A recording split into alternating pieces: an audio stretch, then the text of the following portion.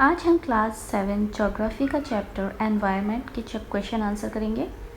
मैं इसे हिंदी में भी एक्सप्लेन करूंगी ताकि आप लोगों को आसानी से समझ आ सके। ये सीबीएसई एनसीईआरटी की बुक का चैप्टर है। वीडियो शुरू करने के पहले इस चैनल को सब्सक्राइब करें और अगर वीडियो पसंद आए तो इसे लाइक और शेयर ज़रूर करें। साथ ही कमेंट सेक्शन में मुझे लिखकर बताएं कि आपको वीडियो कैसी लगी और आपको कौन सी वीडियो चाहिए नेक्स्ट, कौन से सब्जेक्ट, कौन सी क्लास की।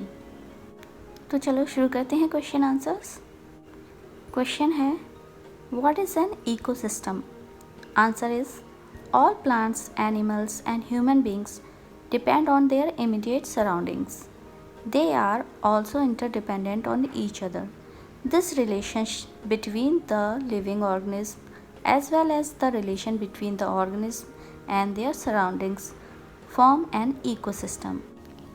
प्लांट्स, एनिमल्स और ह्यूमन बींग्स यानी कि जैसे हम लोग हो गए, वो सब अपने आसपास जो सराउंडिंग्स हैं, उनके आसपास जो चीज़ें हैं उस पर डिपेंड करते हैं। ऐसा तो नहीं है कि हम यहाँ आ रहे हैं और बहुत दूर से कुछ चीज़ ला रहे हैं अपने रेगुलर यूज़ के लिए। तो जो हमारे आसपास चीज़ें अवेलेबल हैं उसके हिसाब से हम अपना लाइफस्टाइल भी सेट करते हैं और उसी पे डिपेंड भी होते हैं। प्लांट्स, एनिमल्स और ह्यूमन बींग्स मतलब पेड़ पौधे, पशु, जानवर और मनुष्य एक दूसरे पर भी बहुत ज़्यादा डिपेंड करते हैं। जैसे खाने के लिए या फिर हम प्लांट्स पे डिपेंड करते हैं, एनिमल्स पे डिपेंड करते हैं। और आपको पता ही होगा, ऊन भी जो बनती है सर्दियों में हमें विंटर से बचाने के लिए, वो भी एनिमल्स से ही आती है। तो इस तरीके से एक दूसरे पे डिपेंड करते हैं। एनिमल्स भी हम पर डिपेंड करते हैं, उनको हम खाना वाना डालते हैं। तो इस तरह से जो भी ये रिलेशनशिप है जो एक दूसरे पे डिपेंड करते हैं हम लोग, और अपनी सराउंडिंग्स पे डिपेंड करते हैं जो लिविंग बींग्स, तो इस पूरे सिस्टम को हम क्या कहते हैं? इकोसिस्टम कहते हैं। What is an environment? Answer is everything that we see in our surroundings forms environment. जो भी हम आसपास चीज़ें देखते हैं, बिल्डिंग्स, पार्क, खाने का सामान, पेड़ पौधे, जानवर, वो सब क्या हो जाएंगे? वो सब एनवायरनमेंट में आता है। Environment is our basic life support system. अगर एनवायरनमेंट में ये सारी चीज़ें हैं और ये सब नहीं हो तो हम अपनी लाइफ को कंटिन्यू नहीं कर सकते। ये हमारा बेसिक है लाइफ के लिए। It provides us water, food, air and land, the basic needs of our life. हमारी लाइफ की बेसिक नीड क्या है? खाना, पानी, और पानी के अलावा क्या है? हवा और ज़मीन जिस पे हम रहते हैं, लैंड। ये सारे जो है कंपोनेंट्स आप देख रहे हैं, ये सारे एनवायरनमेंट में आते हैं, कंपोनेंट्स ऑफ एनवायरनमेंट हैं। इसमें कुछ नेचुरल हैं, कुछ ह्यूमन मेड हैं, और बाकी इसमें ह्यूमंस भी आते हैं, लिविंग बींग्स भी आते हैं। ये सारे एनवायरनमेंट को मिलकर बनाते हैं। Which are the major components of the environment? Answer is the major components of the environment are natural देखते हैं पहले, land, air, water, living things. Human made environment क्या है? Buildings, park, bridges, roads, industries, monuments etcetera. And human individual, family, community, religion, educational, economic etcetera. These are all components of the environment. इसमें human made हैं buildings, park, bridges, road, industries etcetera, और इसके अलावा भी बहुत चीज़ें आप अपने आसपास नज़र घुमाएंगे तो आपको मॉल और शॉपिंग कॉम्प्लेक्सेस भी नज़र आएंगे। और जो ह्यूमन एनवायरनमेंट्स हैं उसमें क्या है? इंडिविजुअल हो गए या फैमिली हो गई, कम्युनिटी मतलब कौन सी कास्ट, कौन से रिलीजन को बिलोंग करते हैं आप, वो सब भी एनवायरनमेंट के कंपोनेंट्स हैं। Give 4 examples of human-made environment. 4 examples of human-made environment: buildings, park, monuments, bridges and roads. ये सारे क्या हैं? human-made environment हैं। और शॉपिंग कॉम्प्लेक्स, मॉल, सिनेमा घर, ये सारे भी, रेस्टोरेंट्स, ये सब भी क्या हो जाएंगे? ह्यूमन ने जो बनाई चीज़ें हैं वो सारे human-made environment में आती हैं। Which are the 2 major components of biotic environment? Plants and animals are the 2 major components of the biotic environment. Biotic environment मतलब जो मैन मेड नहीं है, जो नेचुरल हैं। Tick the correct answer. Which is not a natural ecosystem, मतलब कौन सा इसमें से नेचुरल नहीं है? Desert, aquarium, forest. तो आप जरा सोच कर बताइए। And the answer is aquarium. Aquarium क्या होता है? इसके अंदर एक बड़े से जार के अंदर, ग्लास के जार के अंदर पानी और थोड़ी सी मछलियाँ डाल देते हैं और थोड़ा खाने का सामान और आर्टिफिशियल ट्रीज़ लगा देते हैं। तो ये नेचुरल नहीं है, इसे ह्यूमन मेड कहा जाएगा। Which is not a component of human environment? Land, religion, community. And the answer is land.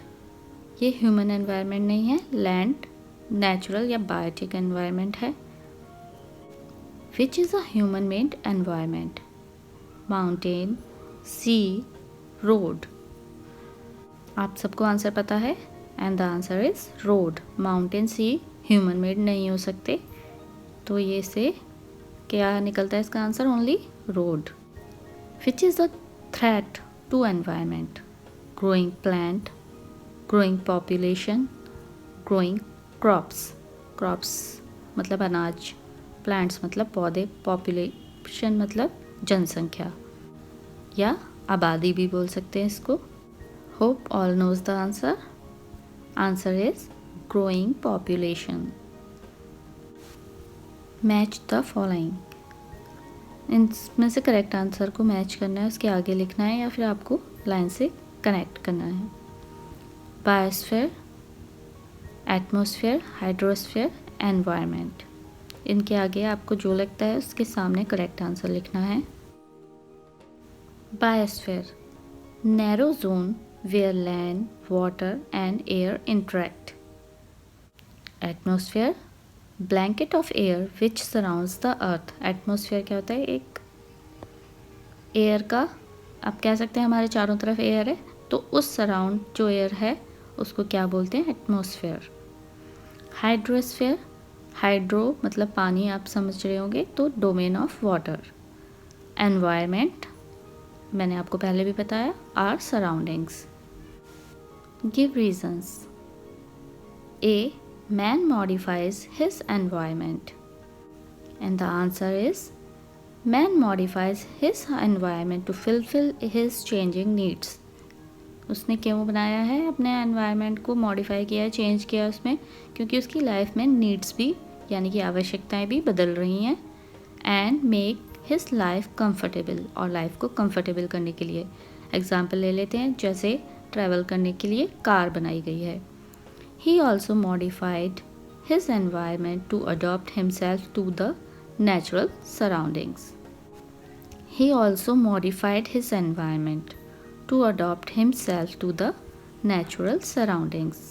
जो natural surroundings हैं, जैसे कि अब natural surroundings में गर्मियों में बहुत ज़्यादा गर्मी पड़ती है या विंटर में बहुत ज़्यादा ठंड पड़ती है, तो उसके हिसाब से भी उसने चेंज किया है एनवायरनमेंट को कुछ चीज़ों का प्रयोग करके, जैसे कि एसी लगा लेते हैं हम लोग।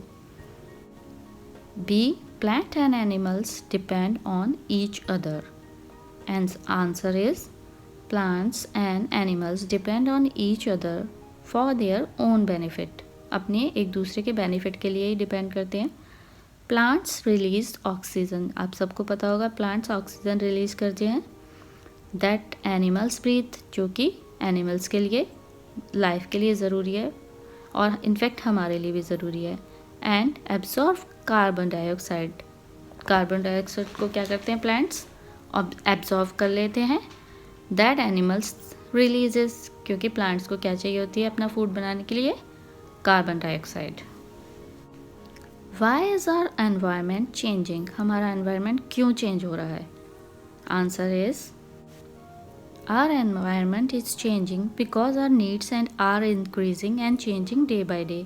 हमारी ज़रूरतें चेंज हो रही हैं और बढ़ती जा रही हैं, इसलिए एनवायरनमेंट भी चेंज होता जा रहा है क्योंकि हम उसे चेंज करते जा रहे हैं।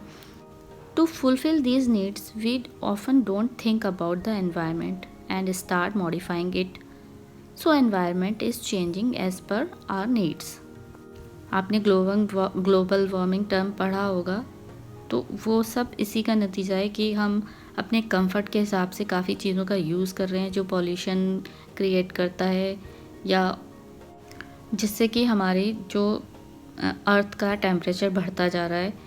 हम एसी यूज़ करते हैं, कार्स यूज़ करते हैं, बसेस यूज़ करते हैं, तो इस सब से ग्लोबल वार्मिंग बढ़ती जा रही है। ये सब चीज़ें हम यूज़ कर रहे हैं, बनाते जा रहे हैं, इन्वेंशंस हुए जा रहे हैं, लेकिन ये कहीं ना कहीं हार्मफुल है हमारे एनवायरनमेंट के लिए, और हार्मफुल है, और इसी से ये अब चेंज भी होता जा रहा है। टेम्परेचर अर्थ का बढ़ता जा रहा है। What does lithosphere provide us? Lithosphere provide us forest, grasslands for the agriculture and human settlements.